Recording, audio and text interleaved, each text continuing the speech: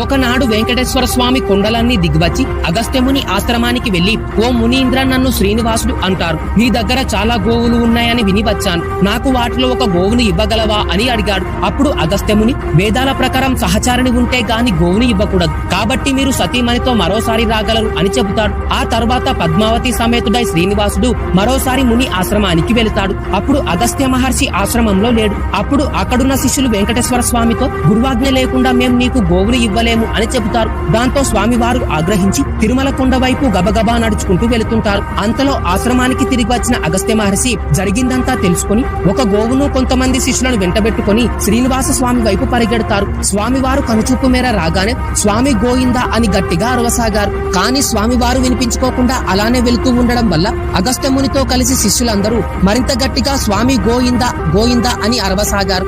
గోయిందా అంటే గోవును తీసుకోవయ్యా అని. అలా శిష్యులందరూ గోవిందా గోవిందా అంటూ పిలుస్తూ గట్టిగా అరుస్తూ స్వామివారిని వెంబడించగా ఆ స్వామి అదృశ్యమవుతారు. వెంకటేశ్వర స్వామి గోవిందా అని పిలిపించుకోవడానికే 7 కొండలు దిగి వచ్చారని పెద్దలు చెప్తారు. అందుకే మనసు నిండా ఆ